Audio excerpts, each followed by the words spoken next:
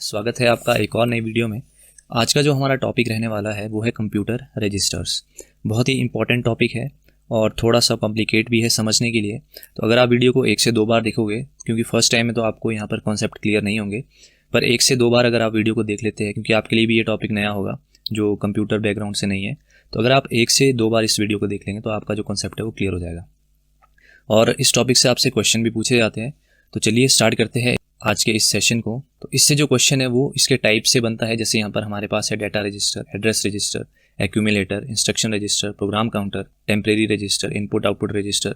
तो क्वेश्चन कैसे बनेगा आपको, जो यहाँ पर इसके टाइप्स है इससे आपको क्वेश्चन यहाँ पे पूछे जाते हैं। जैसे आपसे प्रोग्राम काउंटर की जो वर्किंग है उससे क्वेश्चन आपका बन जाएगा, या फिर आपका इस तरह से बन जाता है कि जो प्रोग्राम काउंटर है वो कितने बिट का रजिस्टर होता है, या इसके सिंबल से भी क्वेश्चन पूछे जाते हैं। वहाँ पर आपको नेम मेंशन नहीं किया होगा, जो इसके सिंबल्स है। जैसे डाटा रजिस्टर के लिए सिंबल होता है DR, इसी तरह से एड्रेस रजिस्टर के लिए होता है AR, एक्यूमुलेटर के लिए होता है AC। तो ऑप्शन में आपको वहाँ पर AC दिया होगा, ना कि एक्यूमुलेटर।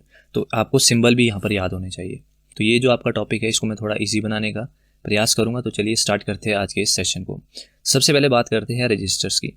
तो रजिस्टर्स क्या होता है, आपका सीक्वेंस ऑफ बिट्स, या फिर ये कह लीजिए कि नंबर ऑफ फ्लिप फ्लॉप से आपका क्या बनता है, रजिस्टर।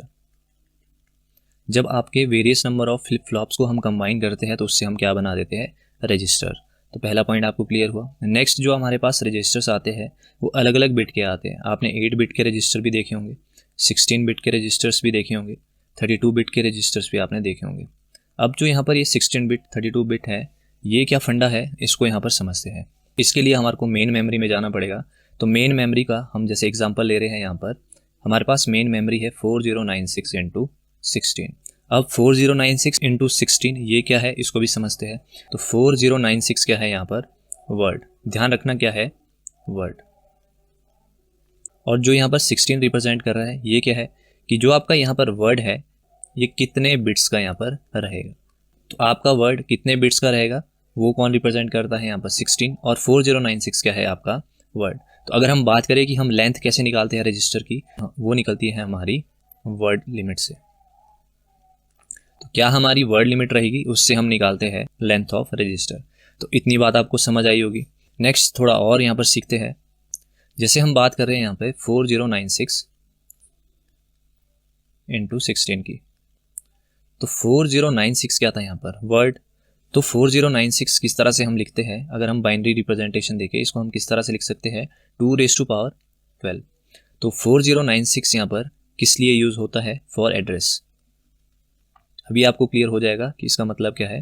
बस अभी के लिए याद रखिए कि जो 4096 है वो रिप्रेजेंट करता है आपका एड्रेस को, और जो 16 बिट्स है ये रिप्रेजेंट करता है फॉर डाटा।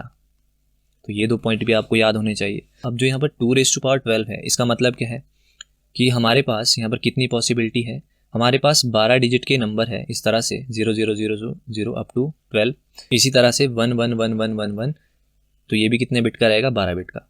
तो यहाँ से लेकर यहाँ तक जो है कितनी पॉसिबिलिटी आ जाएगी आपकी, 4096। तो इतने केसेस बनते हैं आपके। तो हम 4096 को क्या लिख सकते हैं, 2⁻12। इतनी बात आपको क्लियर समझ आई। तो हमारी जो मेमोरी है वो कुछ इस तरह से बनेगी। एक जो ब्लॉक है इसको हम क्या कहते हैं, वर्ड। और जो एक ब्लॉक है इसमें आपके कितने बिट्स आ सकते हैं, 16 बिट्स। तो अब आपको यहाँ पर बात समझ आई कि 4096 इंटू 16 का मतलब क्या है, कि जो एक वर्ड है तो इसके लिए कितने बिट्स चाहिए होते हैं, 16 बिट्स। इसी तरह से जो नेक्स्ट वर्ड होगा, तो हर ब्लॉक को हम यहाँ पर क्या कह रहे हैं, वर्ड। तो इसके लिए भी कितने नंबर ऑफ बिट्स चाहिए, 16 बिट्स। इसी तरह से हमारे पास टोटल कितने वर्ड्स हम स्टोर कर सकते हैं, 4096। और इसी तरह से एक वर्ड के लिए कितने बिट चाहिए, 16 बिट। तो ये आपका फंडा है यहाँ पर 4096। तो इन शॉर्ट आपको क्या याद रखना है कि 4096 को हम किस तरह से रिप्रेजेंट करते थे, 2⁻12 और इंटू 16। तो 16 बिट्स आपके चाहिए फॉर डाटा, और यहाँ पर 12 बिट्स आपकी चाहिए एड्रेस के लिए, टू रिजर्व एड्रेस। तो याद रखना जिस भी रजिस्टर में एड्रेस वर्ड आएगा उसके लिए हमारा जो साइज़ है उस रजिस्टर का वो कितना हो जाता है, 12 बिट। और जहाँ पर एड्रेस वर्ड नहीं आएगा उस रजिस्टर का साइज़ कितना रहेगा, 16 बिट्स। जैसे यहाँ पर देखिए, यहाँ पर वर्ड क्या है, एड्रेस रजिस्टर। तो इसके लिए कितने बिट्स लगे हमारे को, 12 बिट्स। इसी तरह से प्रोग्राम काउंटर। अब आप बोलेंगे यहाँ पर एड्रेस तो है नहीं, पर जब मैं इसकी वर्किंग कराऊंगा आपको, तो प्रोग्राम काउंटर करता क्या है, ये एड्रेस स्टोर करता है नेक्स्ट इंस्ट्रक्शन का। तो यहाँ पर भी एड्रेस स्टोर करता है ये, तो कितने बिट्स लगेंगे इसको, 12 बिट्स। और बाकी के अगर आप देखेंगे जैसे डाटा रजिस्टर, यहाँ पे आपका वर्ड एड्रेस नहीं है, तो यहाँ पर टोटल कितने बिट्स चाहिए इसको स्टोर करने के लिए, 16 बिट्स। तो इस तरह से हमारे को अब इसको क्रैम नहीं करना पड़ेगा नंबर ऑफ बिट्स को। तो सिंपल याद रखो, एड्रेस बिट को स्टोर करने के लिए हमारे को कितने बिट्स चाहिए, 12, और डाटा को स्टोर करने के लिए 16 बिट्स। तो नंबर ऑफ बिट्स याद करने की आपको ज़रूरत नहीं है, ये मैंने आपको क्लियर कर दिया। अब बात करते हैं यहाँ पे नेक्स्ट टॉपिक की, टाइप्स ऑफ रजिस्टर की। एक एक की वर्किंग मैं आपको डिटेल में समझाऊंगा, पर उससे पहले थोड़ा सा यहाँ पर एक डायग्राम ड्रॉ कर लेते हैं। हम यहाँ पर मेन मेमोरी को ड्रॉ कर रहे हैं। मान लो ये आपकी मेन मेमोरी है, और यहाँ पर हमने कुछ इंस्ट्रक्शंस रखी है। जैसे यहाँ पर हमने रखा है 5, और 5 किस एड्रेस पे रखा है हमने, 100 एड्रेस पे। इसी तरह से हमने यहाँ पर 102 एड्रेस पे क्या रख दिया है, 20 इंस्ट्रक्शन। तो इस एग्जांपल से हम रजिस्टर को समझने का प्रयास करेंगे। तो फर्स्ट हम बात करते हैं एक्यूमुलेटर। अभी के लिए इस वाले रजिस्टर को भूल जाओ, क्योंकि इसका जो काम है वो लास्ट में आएगा, तो इसको हम थोड़ा बाद में डिस्कस करते हैं। पहला है हमारा मेमोरी एड्रेस रजिस्टर। मान लो आपको एक एक्सप्रेशन को ऐड करना है a+b, तो हमारे पास सबसे पहले जो काम में आएगा वो है प्रोग्राम काउंटर। तो याद रखना, जो प्रोग्राम काउंटर है ये क्या करता है, ये एड्रेस को स्टोर करता है of the next instruction. It will store the address of next instruction. तो प्रोग्राम काउंटर के पास ए का एड्रेस होगा। लेटेस्ट से हमारे पास यहाँ पर प्रोग्राम काउंटर के पास एड्रेस है 100। अब ये जो एड्रेस है ये इसको कॉमन बस पे प्लेस कर देगा। ध्यान से समझना, ये जो वर्किंग है इसको, इस एड्रेस को जो 100 एड्रेस है इसको प्लेस कर देगा प्रोग्राम काउंटर कॉमन बस के ऊपर। अब यहाँ से ये मूव करते करते करते कहाँ पर चले जाएगा, किस रजिस्टर के पास, मेमोरी एड्रेस रजिस्टर के पास। अब मेमोरी एड्रेस रजिस्टर क्योंकि ये एड्रेस ही स्टोर करती है, जैसे आप यहाँ पर देख पा रहे हैं कि it hold the address of the location to be accessed from memory. तो अब हमारे पास जो 100 एड्रेस था वो किस पे प्लेस हुआ, मेमोरी एड्रेस रजिस्टर पे। अब जो मेमोरी एड्रेस रजिस्टर है ये इस एड्रेस को कहाँ पर चेक करेगा, मेन मेमोरी में। तो यहाँ पर ये चेक कर रहा है, यहाँ पर इसको एड्रेस मिल गया कितना, 100। तो इसका काम क्या है, ये होल्ड करता है एड्रेस जिसको एक्सेस करना है मेमोरी से। तो ये आपको समझ आ गया। जैसे ही इसने एड्रेस को यहाँ पर रीड कर दिया, और हम करना क्या चाह रहे हैं, a+b, तो मेन मेमोरी क्या करेगी, यहाँ से इस एड्रेस पे जो वैल्यू है, क्या वैल्यू है 5, इसको क्या कर देगी, इसको प्लेस कर देगी किस पर, मेमोरी डाटा रजिस्टर या फिर मेमोरी बफर रजिस्टर। तो ये दोनों रजिस्टर एक ही है, बस आपको फुल फॉर्म याद रखनी है MDR एंड MBR की। अब देखो मेन मेमोरी ने जो है 5 वैल्यू किस पे प्लेस कर दी, MBR मेमोरी बफर रजिस्टर पे। अब इसके पास वैल्यू चलेगी कितनी, 5। यहाँ पर हम वर्किंग देख लेते हैं। मेमोरी डाटा रजिस्टर की वर्किंग क्या है कि it contains data to be return into और read out from the address location. तो वही मतलब है, जिस लोकेशन को हमने एड्रेस से रीड किया उस पर जो वैल्यू है वो किस पे प्लेस हो जाती है, मेमोरी बफर रजिस्टर पे या मेमोरी डाटा रजिस्टर पे। अब जो यहाँ पर 5 वैल्यू है वो किस पे प्लेस कर दी, मेमोरी बफर रजिस्टर पे। अब यहाँ से ये मूव होते होते कहाँ पर चले जाएगी, यहाँ से मूव होते होते ये जो वैल्यू है वो कहाँ चले जाएगी, एक्यूमुलेटर के पास। अब आपका यूज होता है यहाँ पर एक्यूमुलेटर, क्योंकि ये जो हमने एक्सप्रेशन ऐड करना है ये कैसा एक्सप्रेशन है आपका, अर्थमेटिक, और इसको परफॉर्म कौन करेगा, ALU। पर ALU में प्रोसेस होने से पहले ये जो वैल्यू आई 5 ये कहाँ पर स्टोर होगी, आपकी एक्यूमुलेटर के पास। तो यहाँ पर अब एक्यूमुलेटर को भी डिस्कस कर लेते हैं। ये क्या करता है, it is use to store data taken from the memory. क्योंकि हमारे पास जो 5 की वैल्यू आ रही है वो कहाँ से आ रही है, मेमोरी से, और कौन लेकर आ रहा है, मेमोरी बफर रजिस्टर। और अब जो वैल्यू है वो किसके पास आ गई, एक्यूमुलेटर। जब आपकी ऑपरेशन से पहले या प्रोसेसिंग से पहले कोई भी चीज़ होगी वो कहाँ पर स्टोर होती है, आपकी एक्यूमुलेटर। तो एक्यूमुलेटर भी आपको क्लियर हुआ। अब ALU यहाँ पर परफॉर्म कर देगा, सेम जो वैल्यू है B की ये भी प्रोसेस होकर इसी तरह से आएगी, तो ALU यहाँ पर परफॉर्म कर देगा A+B।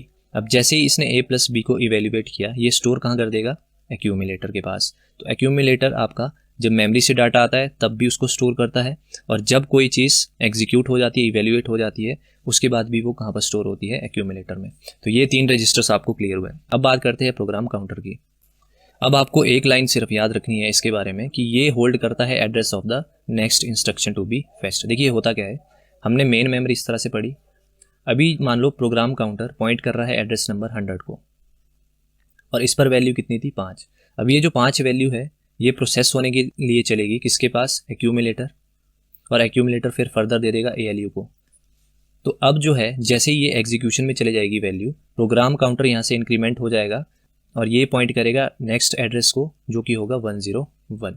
तो याद रखना प्रोग्राम काउंटर पॉइंट करता है address of the next instruction to be fetched. तो ये आपको यहाँ पर ध्यान में रखना है। अब नेक्स्ट डिस्कस करते हैं यहाँ पे टेम्परेरी रजिस्टर। ये कब काम में आता है? देखो, हम अभी तक इवेल्युएट कर रहे थे a+b। अगर मान लो हम इस तरह का एक्सप्रेशन देना चाहे, अब इसमें हम मल्टीप्लाई करना चाहते हैं c+d को, तो अभी तक हमने इवेल्युएट कर दिया था यहाँ पर क्या, a+b।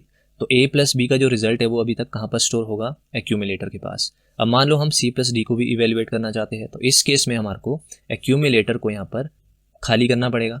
तो ये जो है, जब यहाँ से एक्यूमुलेटर खाली होगा तो ये जो रिजल्ट है वो किस में स्टोर होता है? आपका टेम्परेरी रजिस्टर में। तो एक्यूमुलेटर से आपका रिजल्ट कहाँ पर स्टोर होता है? टेम्परेरी रजिस्टर में फॉर टेम्परेरी पीरियड। अब हमारा इवेल्युएट हो जाएगा c+d और वो स्टोर हो जाएगा एक्यूमुलेटर में, और उसके बाद वो भी कहाँ स्टोर हो जाएगा? टेम्परेरी रजिस्टर में। इसी तरह से उसके बाद दोनों को हम मल्टीप्लाई कर देंगे। अब बात करते हैं हमारा मेन रजिस्टर जो कि है इंस्ट्रक्शन रजिस्टर। इसको एक फॉर्मेट से यहाँ पर समझते हैं। ये एक स्पेशल फॉर्मेट को फॉलो करता है। देखिए ये फॉर्मेट क्या है, यहाँ से आपके क्वेश्चन पूछे जाते हैं। इस फॉर्मेट में 3 ब्लॉक होते हैं। फर्स्ट जो ब्लॉक है ये यूज़ होता है फॉर ऑपेरेंट, यानी कि इंस्ट्रक्शन या फिर डाटा। सेकंड ब्लॉक यूज़ होता है फॉर ऑपकोड, और जो थर्ड ब्लॉक है यहाँ पर हमारे पास 2 बिट्स यूज़ होती है, एक डायरेक्ट बिट और एक इनडायरेक्ट बिट, और इनडायरेक्ट बिट की वैल्यू होती है 1। इन दोनों को हम बाद में समझेंगे, पहले इनको हम क्लियर कर लेते हैं। ऑपेरेंट आपका क्या हुआ? कोई भी डाटा, और ऑपकोड होता है जो भी आपके ऑपरेशंस हुए, जैसे अर्थमेटिक ऑपरेशन, प्लस हो गया, माइनस हो गया, मल्टीप्लाई हो गया, डिवाइड हो गया, ये सारे आते हैं आपके किसमें? ऑपकोड में। तो जो ऑपकोड है ये कितने बिट की रहती है? क्वेश्चन यहीं से बनता है, ये रहती है 3 बिट की। और डाटा आपका कितने बिट का रहता है? यहाँ पर 12 बिट्स का।